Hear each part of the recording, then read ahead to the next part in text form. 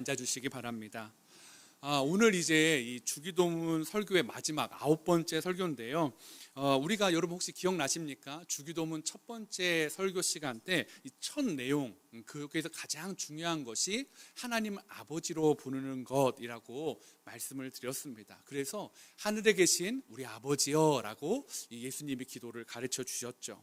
그러니까 이 하나님을 아버지로 부른다라는 것은 매우 중요한 의미가 있는데요. 그것은 우리의 신분이 완전히 변화됐다라는 것을 의미하고 있다라는 거죠. 그것이 이제는 하나님을 아버지로 부르는 것, 그것이 기도의 마스터 키이자 출발점이다라는 거죠. 그리고 나서 이제 하나님을 향한 기도 3가지, 그리고 우리를 향한 기도 이 3가지를 말씀을 드렸습니다.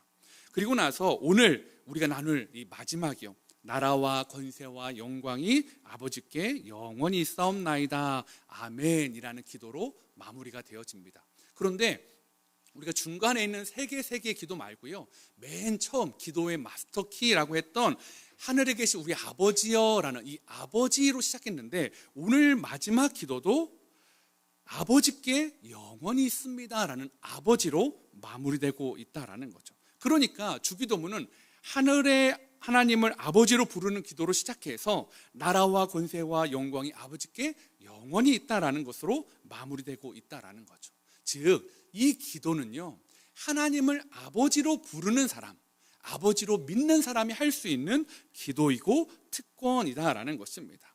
그러니까 이 기도는 그냥 주술적인 기도는 아니에요. 제가 어렸을 때 이 엑소시스트 이런 영화를 보면 막 이 뭐 신부 같은 분들이 나오셔서 막 묵주를 하고 막 성수를 뿌리고 막 하면 막 이게 떠나가고, 정 안 되면 막 또 이제 어떤 목사님 같은 분들은 막 주기도문을 왜 이렇게 하면 막 더 빨리 외울수록 빨리 떠나가는지 막 그렇게 외우더라고요. 근데 오늘 우리가 보는 주기도문은 그런 주술적인 의미가 아니다라는 거죠.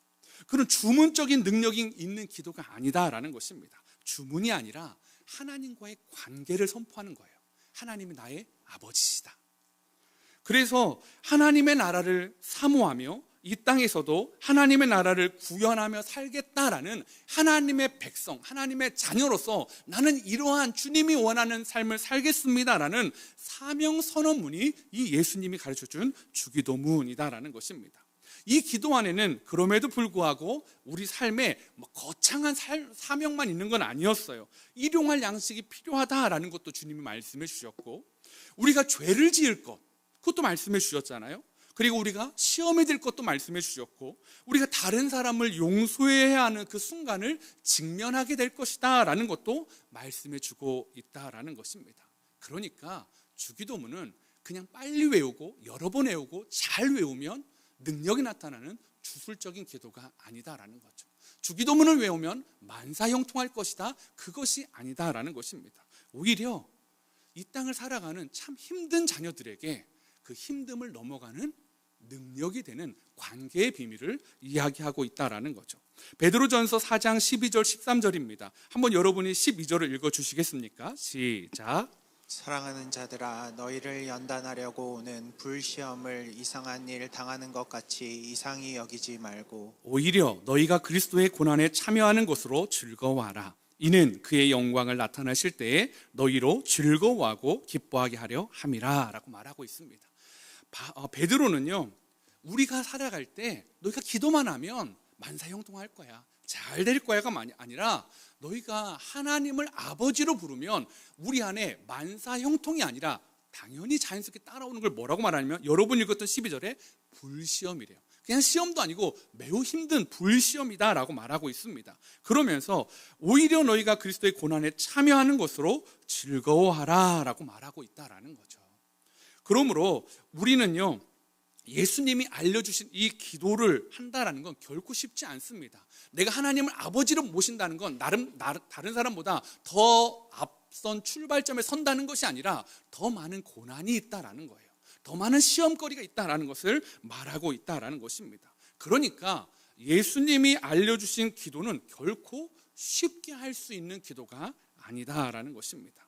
그럼에도 불구하고 우리는 이 기도를 예배 끝날 때나 아니면 예배 시작할 때나 아니면 우리 삶에서 종종 하고 또 이것을 담대하게 할 수 있는 이유가 무엇일까요? 이유는 시작과 끝이요. 하나님 우리의 아버지시기 때문이다라는 것입니다. 그러면서 이 중요한 이 마지막 기도를 장식하는 말씀을 오늘 성경을 보시면 괄호 안에 넣어놨다라는 것입니다.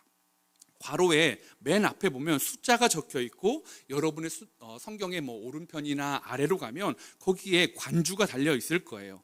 제 성경에 이렇게 나와 있습니다. 고대 사본에 이 괄호의 구절이 없음이라고요. 그러니까 이 관주에 보면 어떤 성경에는 사본 성경에는 이 부분이 없고 어떤 사본에는 이 부분이 있다라는 거죠. 그래서 어떤 성경은 이 부분을 빼기도 하고 어떤 성경은 이 부분을 괄호로 넣어놨다라는 거죠. 실제로 오늘날 많은 성경 중에서 특별히 영어 성경 NIV 성경을 보면 이 부분이 빠져 있습니다. 그런데 또 다른 영어 성경인 NASB 성경을 보면 이 부분이 우리나라 성경처럼 괄호로 이 부분을 표시하고 있다라는 거죠. 왜냐하면 이 부분을 예수님이 직접 하신 말씀인지 아닌지를 정확히 알지 못하고 이게 후대에 첨가했다라는 의견도 있기 때문이다. 그럼 논쟁이 있기 때문이다라는 거죠. 그런데 그 논쟁이 있는 부분을 다른 번역이나 우리 한글 성경에서 왜 넣어두고 이 부분을 제가 넘어갈 수도 있음에도 불구하고 오늘 설교하는 이유는 저는 이 부분이 굉장히 중요한 의미가 있다라고 생각하기 때문이다라는 거죠. 우리가 오늘 성경에서는 괄호를 하고 나라와 권세와 영광이 아버지께 영원히 있사옵나이다 아멘 괄호를 닫습니다.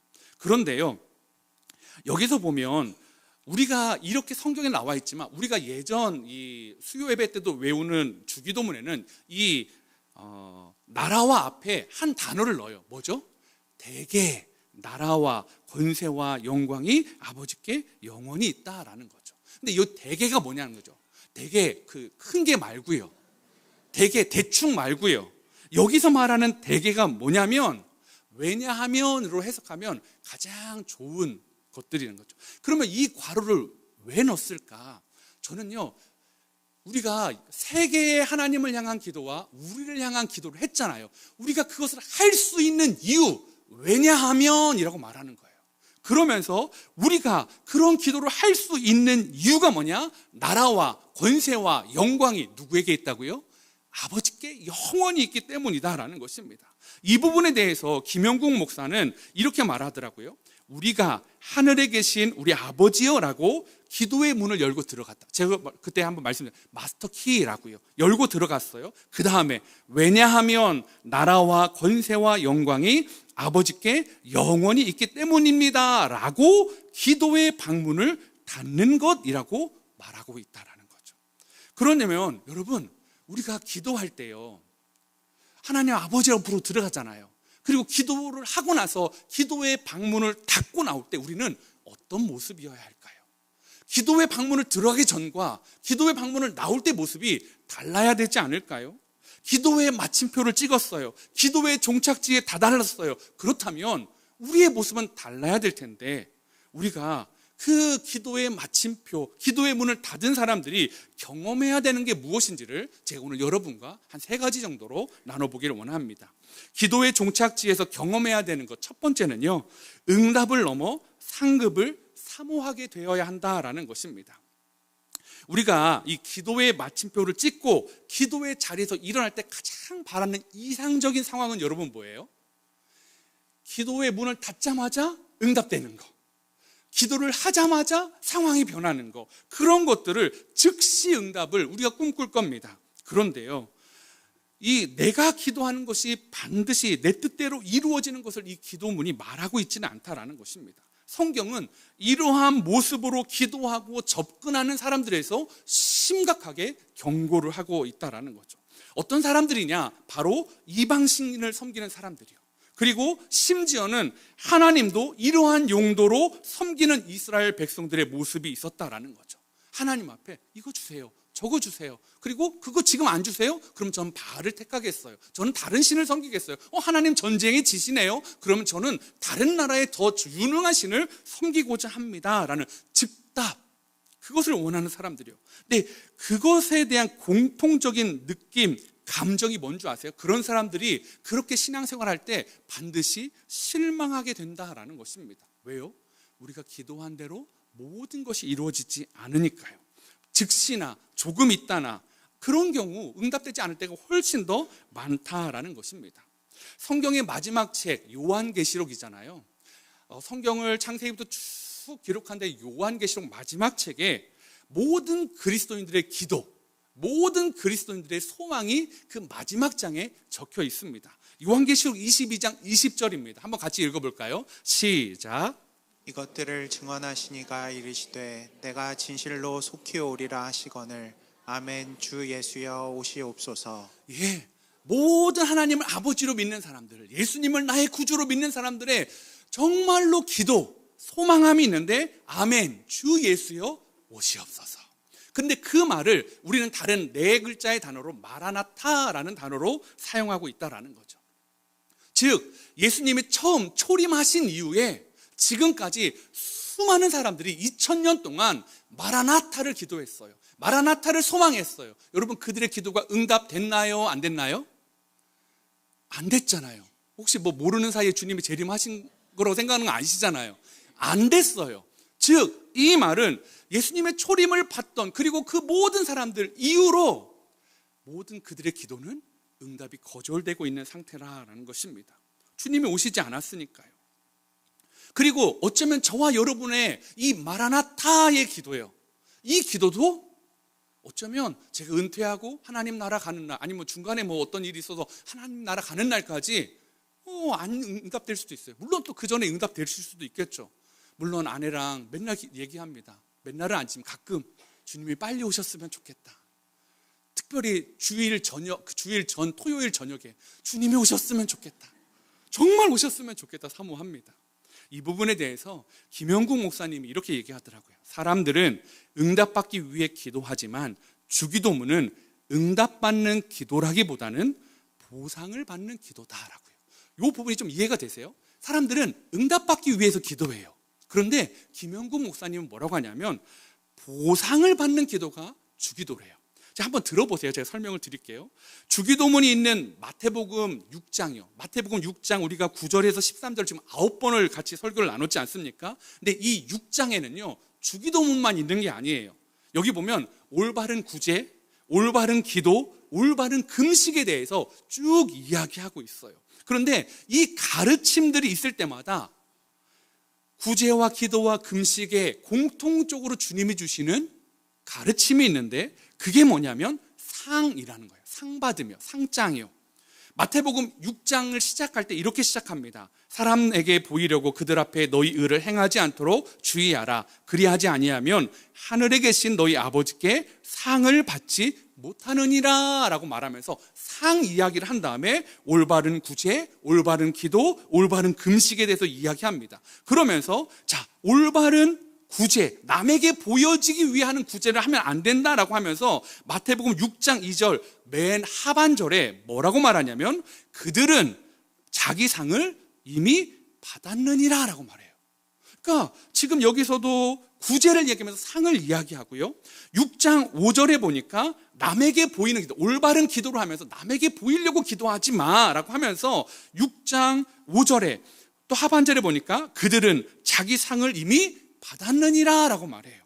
그리고 올바른 금식, 남에게 보이려고 금식하지 마 라고 말하면서 16절에 보니까 하반절에 그들은 자기 상을 이미 받았느니라 라고 말해요.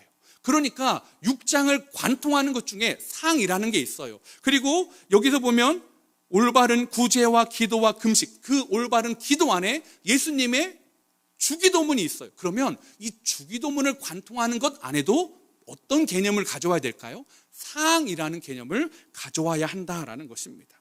즉, 이 주기도문은요, 그저 응답받기 위한 비결이 아니라 그 응답을 넘어서서 상을 받기 위한 바른 기도를 예수님이 알려주신 것이다라는 겁니다.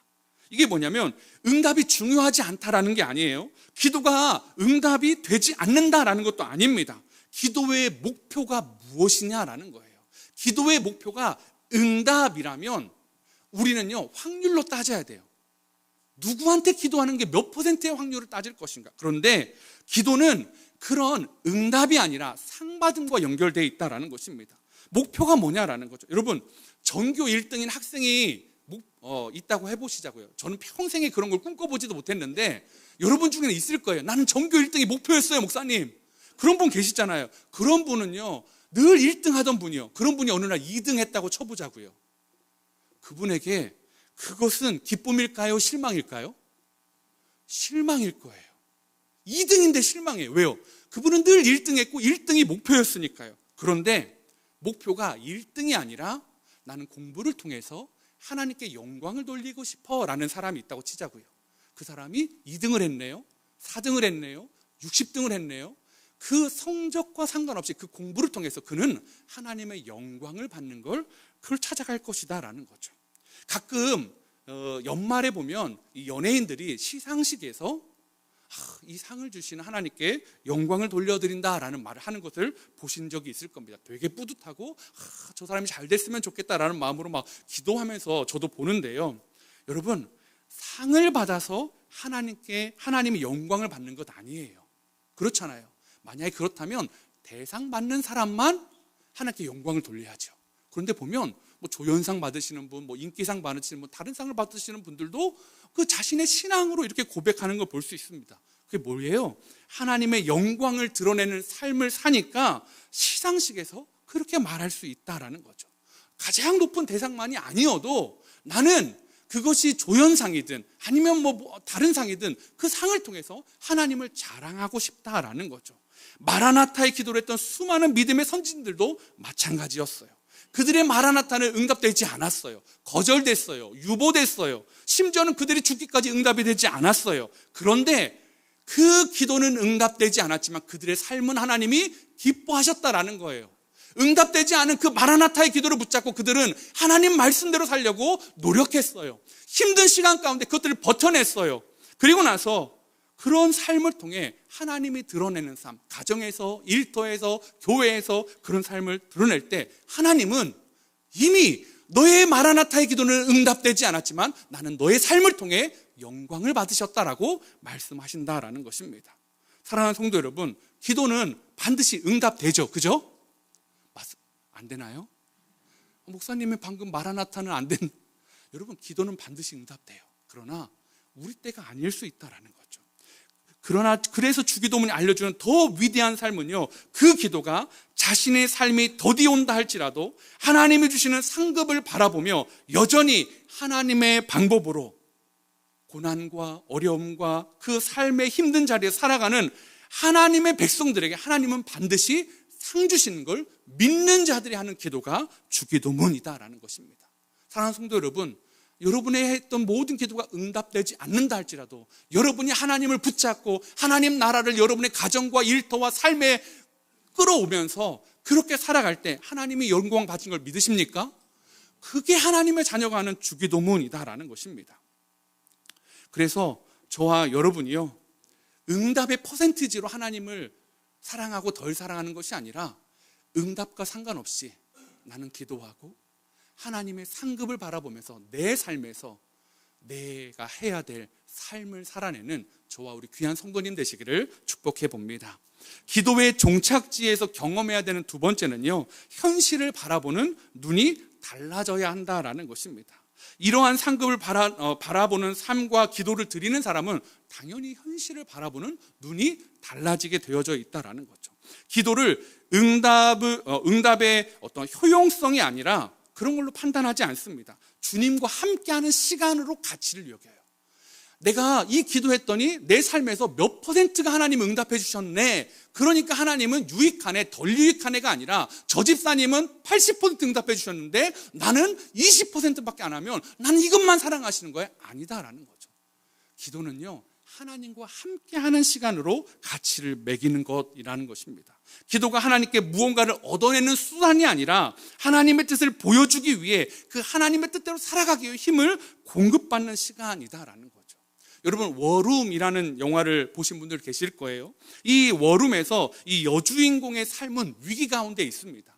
그는 주일이면 남편과 함께 교회를 가는 꽤 괜찮아 보이는 크리스천 가정의 여성이었습니다. 그런데요, 실제적으로는 교회 갈 때는 멋지게 성경책 들고 가지만 그 부부는 서로 존중하지 않아요. 사랑받고 싶어 하지만 사랑하지도 않아요. 결국 남편은 다른 여성에게 눈을 돌리죠.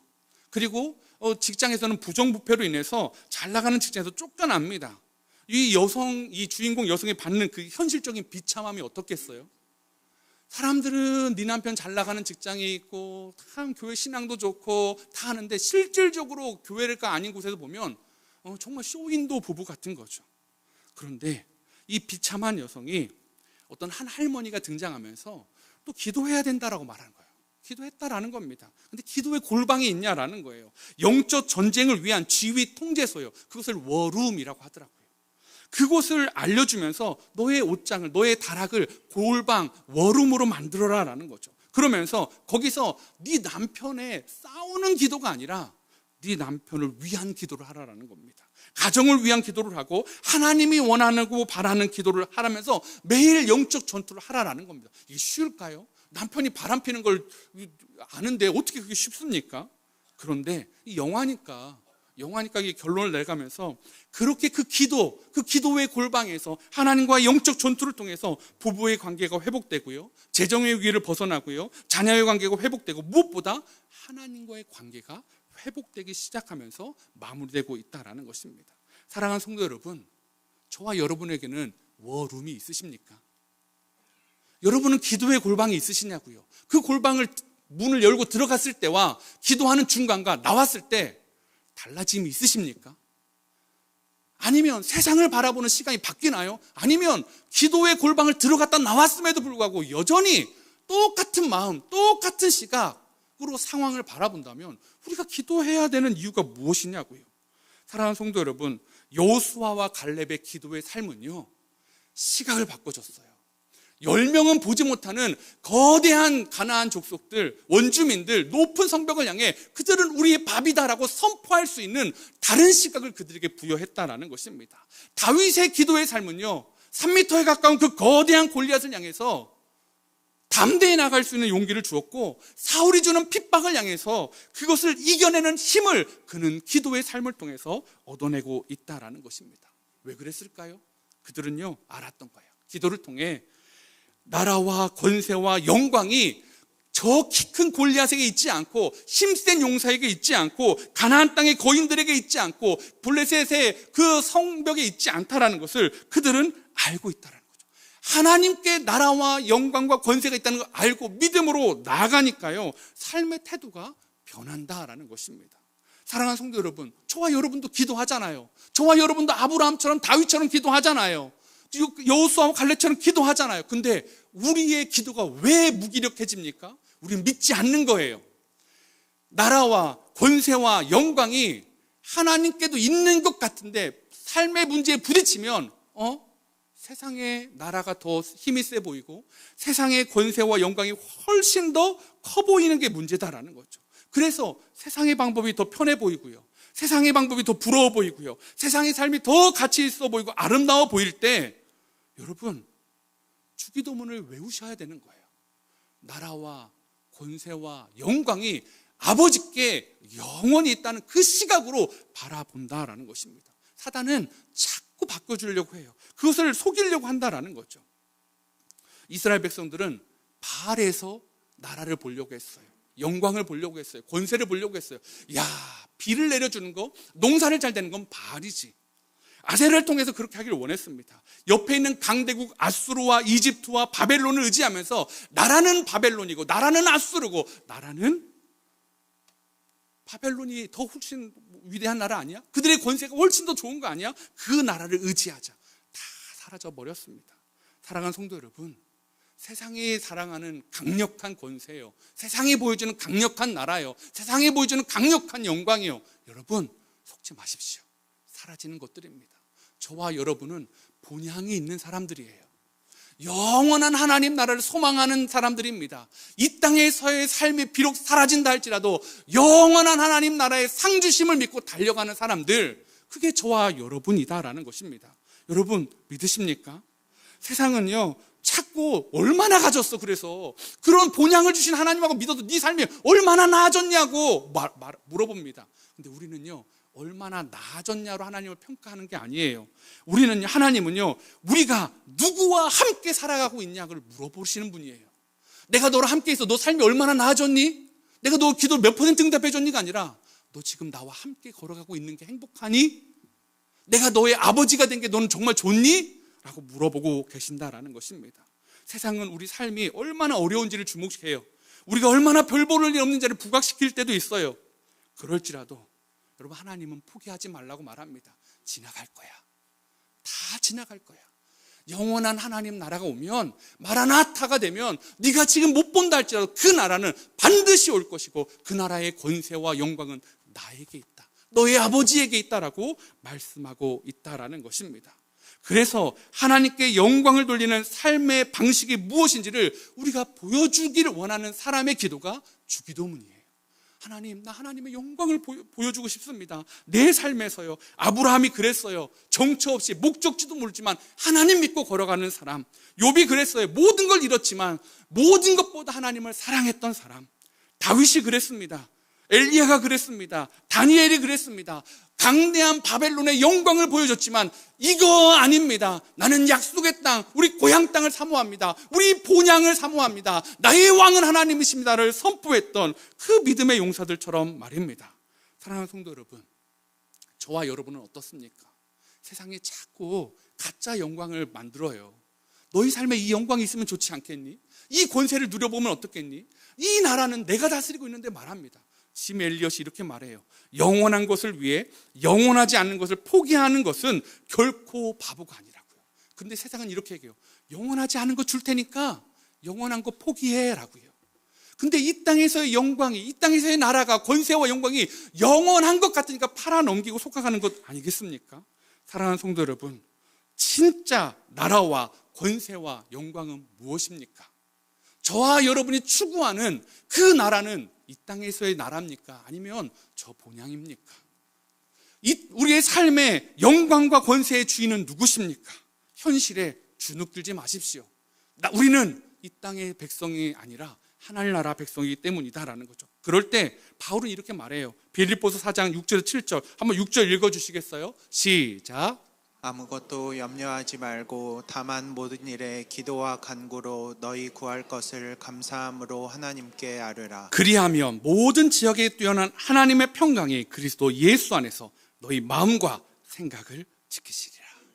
여러분, 어떻게 마음과 생각을 지킬까요? 상황이 바뀌어서요? 행복해져서요? 높아져서요? 1등해서요? 주식이 올라서요? 집이 넓은 집으로 가서요? 좋은 대학 가서요? 좋은 배우자를 만나서요?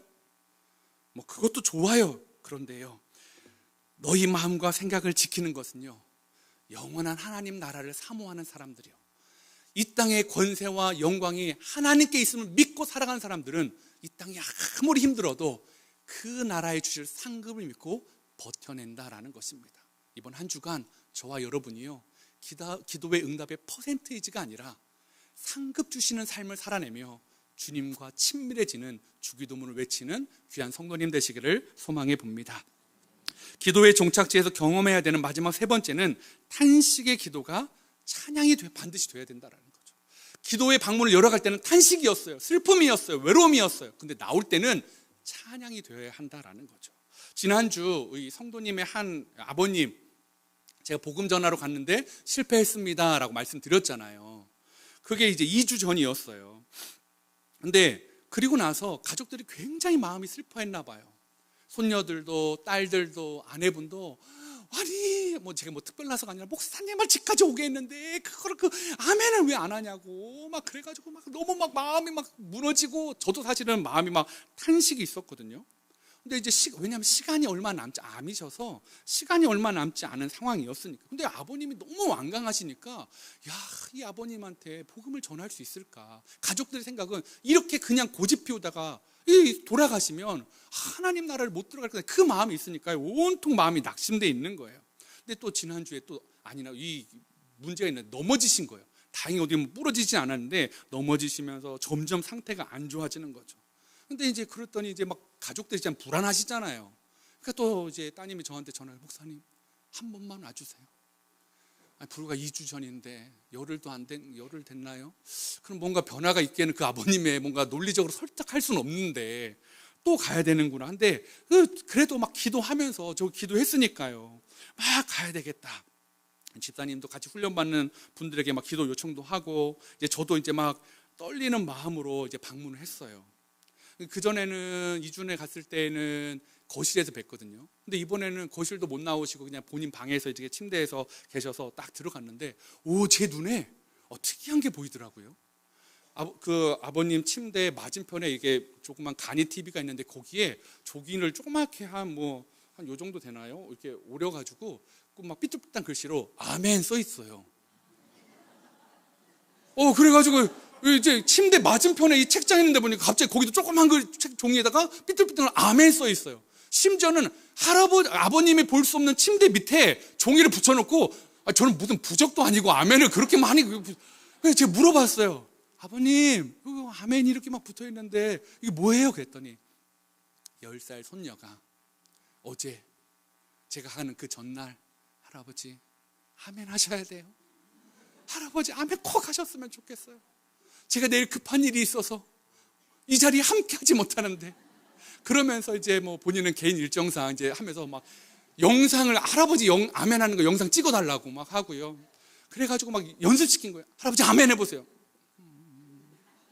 할아버지 아멘 해야 돼요. 할아버지 1단계 좀만 크게 해봐요. 아멘. 2단계 막 3단계 연습시키고 본인은 떠나간 거예요. 그 선지자 같은 10살 아이가. 그리고 얘기를 들어보니까요, 할아버지를 막 예수 믿었으면 좋겠다는 마음에 막 십자가를 할아버지 베개 밑에 넣어놓고, 부적은 아니에요 여러분, 이상한 거 아니에요. 그 마음, 그랬더니 그 할아버지는 손녀의 마음을 생각해서 치워라 이게 아니라 그냥 붙잡고 주무시고, 그런 삶이요. 그 10살 손녀 그랬다면 14살 손녀는 그 할아버지 때문에 막 그 완강한 모습 보면서 너무 막 마음 아파다가, 얘는 좀 컸잖아요, 사춘기잖아요. 그러니까 거실에 나도 혼자 막 그렇게 울었대요. 또 다른 아버지한테 내가 다른 게 아니라, 아버지 정말 내가 힘들 때 예수님 만났고 얼마나 위로가 되는데 아버님도 예수님 만났으면 좋겠다고. 이미 제가 가기 전에 다 아버님의 마음을 정리해 놓으셨더라고요. 그래서 결국 예수님을 믿기로 하셨어요. 그리고 그냥 이왕 새끼 이거 당김에 빼라고 바로 병상세례를 해드렸어요. 물리면 안 되잖아요. 그래서 다 세례도 하고요, 나왔어요. 2주간의 그 가정에 있었던 탄식이요, 슬픔이요, 2주 만에 하나님이 찬송으로 바꿔주시더라고요. 나왔는데 그 아버님의 아내 되는 권사님, 목사님 50년이에요. 50년 동안 기도했어요. 50년 동안 이 권사님을 얼마나 핍박했는지 눈에 보이지 않아도 알잖아요. 또 권사님이 그럴 때마다 믿음 있는 사람, 하나님이 되게 믿음 먼저 주셨기 때문에 정말 남편을 복음 전할 때마다 남편이 얼마나 핍박했겠습니까? 그래서 최근에는요, 50년 동안 했으니까요, 마음이 탄식되고 낙심되니까 나는 이제 안 될 것 같은데 딸한테, 손녀들한테 이제 니네가 좀 힘써봐 줘라, 그렇게 말했는데요, 그 얘기를 하시는 거예요. 그러면서 이분이 그러시더라고요. 목사님 50년 만에 응답인데 생각보다 엄청 기쁘진 않아요. 저는 왜 그런지 알아요. 삶이 힘들었거든요. 50년이 너무너무 힘든 이 마지막 가는 날, 그래도 하나님 기쁘긴 한데 그냥 막 할렐루야는 아니지만 그 마음이요, 여러분 50년의 탄식이요 찬송이 되더라고요. 믿으십니까? 시편은요 150개의 찬송으로 되어져 있어요. 그런데 그 중에 3분의 1, 한 50개 정도가 다 탄식이에요. 힘들다라는 거예요. 삶이 고통스럽다라는 거예요. 그러면서 울부짖는 기도가 시편의 3분의 2입니다. 그런데 여러분 놀라운 건 뭔지 아세요? 삶이 힘들고 하나님 어디 있냐고 하고 하는 그런 시를 하나님이 싫어라, 다 기록해놔라, 3분의 1 되는 시편을 다 써도 좋다. 그런데 더 놀라운 거, 그 모든 시편의 3분의 1이 넘는 그 원망과 탄식시가요 무엇으로 끝납니까? 기도의 문을 열고 나왔을 때 찬송으로 바뀌더라고요. 사랑하는 성도 여러분, 나오미가 그랬어요. 나오미가요, 이 자기가 살던 베들레헴에 기근이 들어서 남편하고 자녀 아들 둘하고 모압 땅으로 이민 갔어요. 그래서 모압 여자 만나서 두 아들 결혼시켰어요. 근데 남편 죽네요. 또 두 아들도 죽네요. 그래서 그냥 다시 베들레헴 고국으로 돌아가겠다고 역이민해야 되겠다고 하면서 돌아가요. 근데 며느리 한 명만 따라와요. 그래서 사람들이 나오미 아니야. 나오미가 기쁨이라는 뜻이거든요. 나오미야 반갑다 했더니 그가 이렇게 말해요. 나 나오미라고 부르지 마. 나 마라라고 해. 나 슬픔이고 아픔이고 쓴 인생이야. 여러분 근데요, 하나님이 소망이 없는 그 마라라고 불려지기를 원하는 여자의 탄식을요 바꿔주세요. 룻기에 보면 다시 그를 마라가 아니라 나오미로 바꿔주십니다. 사랑하는 성도 여러분, 예수님도 그랬어요. 예수님도 마지막 겟세마네 기도에 탄식이었어요. 제발 이거 피하게 해달라고요. 지나가게 해달라고요. 하나님 응답해 주셨나요? 지나가게 해주셨나요? 바꿔주셨나요? 거절이었어요. 그런데 3일 만에 예수님이 부활하심으로 탄식을, 슬픔을, 거절을 찬송으로 바꿔주셨습니다. 사랑하는 성도 여러분, 저와 여러분의 삶에요 얼마나 많은 탄식이 있습니까? 얼마나 긴 탄식이 있습니까? 제가 다 헤아려 볼 수는 없을 거예요. 그런데 저는 믿습니다. 저와 여러분의 탄식을 하나님이 반드시 찬송으로 바꿔주실 것을요. 기도의 문을 열고 나왔을 때 이 믿음으로 상황을 바라보기를 원합니다. 드라마 보실 때요, 막 유명한 드라마 보면 막 고구마 같은 드라마 있잖아요. 뭔지 아시죠? 막 답답하고 막 주인공도 답답하고 스토리도 답답하고 이거 안 봐 하는데 근데 또 안 볼 수는 없어. 아이고 그래도 이거 뭐 봤던 게 아까워서 봐야지 막 했던 그런, 뭐 저만 그렇게 보는 것처럼 왜 그러세요 여러분? 여러분도 그렇게 보시잖아요. 포기할 수 없는 거. 근데 여러분 왜 그 고구마 같은 답답함에도 그 드라마를 봐요? 작가가 사이다로 풀어주는 게 있어요. 그거를 풀어주는 걸 기대하고 보는 거예요. 여러분, 저와 여러분의 삶에요 고구마가 있습니까? 김치도 안 주고 사이다도 안 줘가지고 너무 답답하고 50년 동안 주는 고구마 같은 인생 있으십니까? 하나님이 찬송으로 바꿀 줄 믿습니다. 시편 150편 6절에 시편의 맨 마지막이에요. 결론이 이거예요. 호흡이 있는 자마다 여호와를 찬양할지어다. 할렐루야. 저와 여러분의 기도의 문을 열고 나왔을 때 하나님이 있어서, 하나님의 아버지여서 하나님을 찬양합니다. 할렐루야. 이것이 정말로 우리의 기도의 종착지가 되길 원합니다. 제가 여러분이 주신 기도 제목 다 모았습니다. 우리 교육자들 다 복사해서 하나씩 가지고, 저도 갖고 있습니다. 요새 재미가 있어요. 이렇게 넘겨가면서 기도하는 거예요. 보다가 얼굴이 잘 생각 안 나는 분이 있으면 주소록 찾아서 얼굴 매칭해가지고 보고 기도하고, 아 이런 분은 이런 기도가 있네, 아 이건 알고 있는데 아직 응답되지 않았네. 이 안에요 얼마나 많은 탄식이 있는 줄 아십니까? 이 안에요 여러분은 얼마나 많은 고구마 같은 인생이 있는지 아십니까? 50년 고구마 인생이요, 답답한 인생이요, 힘든 인생이요. 근데 저는 믿습니다. 제가 특별해서가 아니라 그분의 아버지께서, 그분의 기도를 들으시는 그분께서 이 고구마 같은 인생을 사이다 같은 인생으로, 답답한 인생을, 탄식만 있는 인생을 간증되게 하시고 찬양으로 만들어 주실 것을 믿습니다. 사랑하는 성도님들, 계속 기도하시자고요. 기도의 문을 열고 나와 선포하시자고요. 오늘 그런 인생을 한 주간 또 살아가고, 힘들고 의심되면 또 교회 와서 같이 예배드리고 또 힘을 얻고 나아가 세상을 바라보는 그런 눈이 달라지는 저와 우리 귀한 성도님 되시기를 소망해 봅니다. 우리 시간에